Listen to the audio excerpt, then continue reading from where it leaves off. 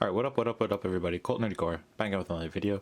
This one's going to be another pickup video. Just before we get into this video, just updating you guys on what will be next for the channel. My first video will be my PlayStation trophy collection, so I'll kind of go through some of my trophies, talk about some of my rarest ones, some of the ones I have like the fondest memories of, some of the ones I struggled with, go through all my platinums and stuff like that. I've got a question a couple times on my PlayStation 3 or PlayStation 4 collection videos to do a video on my trophies, so I figured try to get that out and see if people are interested in that. Then after that, I'll finish my top 100 games of all time with my top 10. I'm gonna do that and then go from there for the next month, but those are my next two videos I have planned. So thanks for tuning in, and without further ado, let's just get right into the video. Alright, so first up, we'll start with the PS5 games. I picked up Hogwarts Legacy. As you can tell from the poster in the background there, I'm a big Harry Potter fan, so when they actually announced a full-fledged RPG based in the Hogwarts and Harry Potter universe, I was really excited for that. I'm just about done this. I'm literally, like, as we speak, as I'm making this video, on the last mission. Like, I'm just about to launch the last mission of the game. It's been a pretty good game. I think it's a little overrated. I think a lot of people are just like me, big Harry Potter fans, so it's kind of like a childhood dream to have an RPG like this that's done really well, and it is. The combat's fantastic, but I think some of the RPG elements and quest lines are very boring. There's a lot of fetch quests. There's a lot of stuff you would normally give issue with in other RPGs, but I think this one has just such a nostalgia factor for people that it's not getting that flack for it. Still a very good game. Definitely nails the universe that it's going for, and the individual story in the game is actually really well done and interesting. Side characters are a little Poppy's probably my favorite out of the side characters. Overall, a really good game. I enjoyed it. Combat really carries this game though. Combat and the environments and music and sound design, like the world building and combat, carry this game really hard. I paid full price for this. I bought it the day it came out. Then after that is Need for Speed Unbound. I was looking for a racing game. I was debating on getting Mario Kart or just getting into an older game, like maybe an older Burnout or something like that. But over Boxing Week, as this has been a while since I've done a collection video, but over Boxing Week last year, this dropped down to 50 bucks. So I was like, all right, I'm looking for a racer, and I have money. I always save away money for Boxing Day deals. So I was like, all right, I'll give this one a shot, since I wasn't playing anything on my PS5 at the time.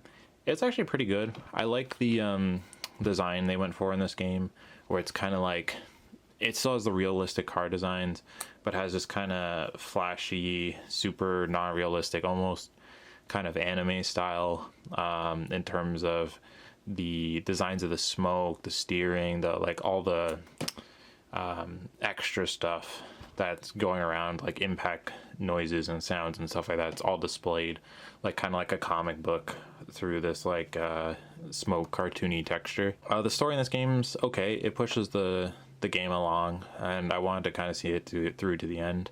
I beat this game. It's a solid racer. I enjoy the car mechanics. There's a lot of upgrades, tons of cars. It feels like a solid Need for Speed game. I actually enjoyed it, and as I said, I paid $50 for it, so not too bad. Alright, next up is my most recent pickup, and that is Resident Evil Village. I was waiting to find this one for a good price. For some reason, this one has held its price, at least in the stores near me, pretty high. It's always been around like that $50 mark, which for a game that came out a while ago, and I got the first one for a really good, I got the first one 7 for like 15 bucks. So I was hoping to get it kind of in that range. I actually went to the US recently, and I went into a GameStop there just to see the prices and stuff like that. This one was actually $20 there. I don't know, $25 Canadian, which is still a very good price. So I picked it up, hoping to get this one soon. I really enjoyed 7. I prefer the more first-person viewpoint for these games. I find it's just a play style thing I prefer. I haven't played this one at all, so hoping to get into this one. For 25 bucks, I'm definitely happy with the price I paid for it. Alright, next up we got an interesting one. This is Dead for Right's Retribution. This is the start of the PS3 games I found. As I said, I'm trying to kind of get on my PS3 grind again for a bit.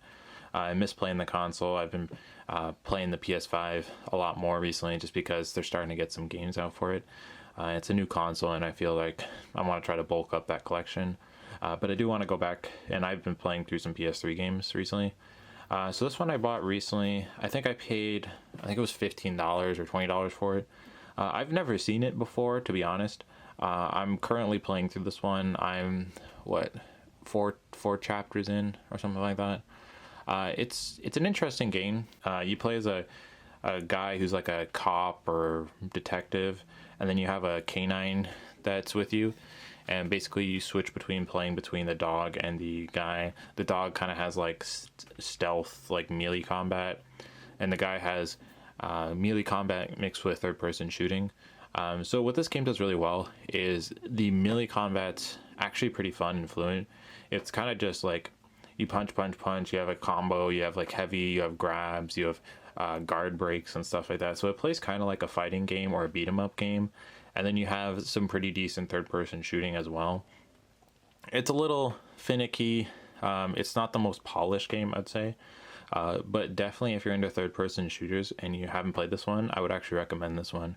Especially, I got it for $20 or something like that. And also it's the cool, I bought this at a retro store. It has a cool retro blockbuster sticker on there, which I'm not going to take off because that's really neat. All right, the next up we have Driver San Francisco. I don't know too much about this game, to be honest. I saw it at the same place I picked up Dead to Right, and I was debating on it. I was like, all right, I like my racing games. I don't know exactly too much about the series, but I'm willing to give it a shot. It was only $10, so for a pretty much like mint copy of it, so I was definitely fine with taking a gamble on that. So hopefully it's good. I haven't given it a shot yet, so I'll let you know. All right, the next up, we have another interesting one. That's Enemy Front. I know this one's littered with stickers and stuff. You have to excuse me on that one. It's from the same retro shop that I've been to. It even has like some custom-made mature sticker here. But this one's an interesting one. I actually fully finished this one recently. It's a World War II shooter where you play as a photographer that is basically going around trying to get his like big scoop through telling stories of the World War II resistances.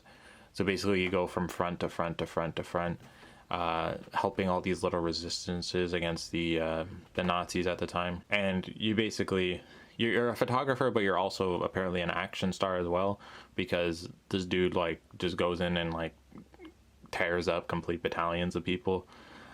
It's definitely a very over-the-top and unrealistic kind of take on a World War shooter game, but the combat's pretty good. It suffers a lot from bad loading times and framingness. It's a very big and I would say advanced game for its time. It has like kind of open-ended ways to complete each mission. There's like a mix of stealth combat with like you can time your shots with like airplanes passing by or shots being fired, and that will muffle your shots and keep you kind of in stealth. Or you can choose just a running gun the entire game, which is kind of what I did. It's a solid first-person shooter. If you're big into first-person shooters, I'd recommend giving it a shot. I'd recommend paying roughly what I paid for it. I think I paid $20 or $30 for it. I think it was around 30. I've never seen it before, so I was willing to give it a shot on it because it's rare for me to find first-person shooters I have not played on the console, and it turned out to be an actual pretty good one. All right, then we have Hitman Absolution. I've recently played through Hitman 3, 2, and 1, the new ones on the PS5. I really enjoyed those ones, so I'm looking to kind of pick up and play some of the older ones. I have the PS2 bundle, but I've never played Absolution. I haven't launched this one yet. I'm hoping it's good. It was only $10, so definitely worth the price. I'm sure I'll love it. These games have always been pretty quality. Hitman, a little stealth game. I'm hoping it's good. I'll let you guys know if by the time I make the PS3 collection video this year if I played it or not. All right, then we have Outlaw Volleyball. So I'm big into arcade sports games. in my opinion, the Xbox, PS2, and GameCube era, or generation of consoles, is the best at them. The Outlaw series is usually not the greatest. I don't like their golf game.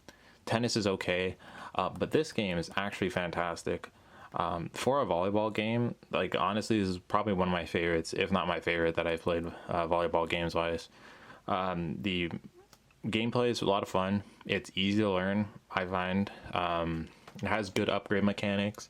A lot of content in the game, a lot of stuff to unlock. Obviously, the over-the-top, stupid characters that would be like an old like MTV or South Park comedy type thing.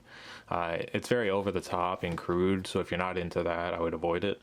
But I got this game for like $10, and for the price, like, I've gotten a lot of fun out of it. It's been a lot of fun to just every now and then sit down and bust out a couple campaign matches. So usually I don't recommend many of the Outlaw games, but this one's actually, like, I would say it's actually a really good game. Alright, then we have a couple Switch games. Got Fire Emblem Engage. Basically, I fell in love with Three Houses, so I was like, alright, there's a new game, I'll give it a shot. I'm only a couple chapters in. So far, the story seems very lackluster in terms of characters and the overarching story. I'm gonna be frank and a little harsh here. The main guy and girl you play as are giant pussies. Basically, they just whine and cry about everything and are so useless, and it's just, it kind of ruins it for me. Like, you go from playing Byleth, who I really enjoyed and was like, you felt strong and powerful playing as them, and these ones you feel like you're just getting carried by everybody else, and your character just kind of winds his way through the story so far. So I'm hoping the story gets better. I know it's a little harsh, but it's just my view on the game. The combat's still really good. The engage mechanic's actually kind of fun. It looks like combat will be the carrying factor for this game for me. I'll let you guys know when I play through it a little more, and I'll give a final review on it. But so far, not really impressed. I paid full price for this because Switch games never drop in price because Nintendo. So yeah. Alright, then we have Mario Kart 8 Deluxe. Really excited to get this one. This is actually a present from my brother, so shout out to him. This was back when Christmas, because I haven't done a haul video since Christmas. So this was his gift to me. I really enjoyed playing this on the Wii U. This one comes with a lot more characters and the map packs, which I'll be looking to get soon. I just haven't finished going through all the tournaments in this one yet. Mario Kart, very, very solid, standard, like the standard for kart racing games. Mario Kart 8 honestly is probably one of my favorite. I'd say 8 and 7 in terms of gameplay. I haven't played any of the really old school ones because of how freaking expensive it is to get your hands on any of them. I really want to own Double Dash, but I'm not paying $140 for it. So I'll settle with Mario Kart 8. Really good game. I enjoy it. The maps are fantastic in these games, and I really like them remastering and bringing back some of my favorites. Coconut Mall is my favorite map, by the way. So this one was a gift, no charge to me, and really enjoying it so far. Basically a must-have for the console. Alright, so there you have it. That was my pickup video. Hope you guys enjoyed it. Let me know some of the stuff you guys are picking up or looking to pick up. If you guys have any suggestions for PS3 games I haven't picked up yet, let me know. I've been kind of going between PS3 and PS5 games at the moment, mainly for collecting. I'm kind of like, I'm normally on a budget, but I'm on a extra budget at the moment, so I'm basically buying really cheap games at the moment. So you'll be seeing a lot more PS3 games and older PS5 games for the collection right now.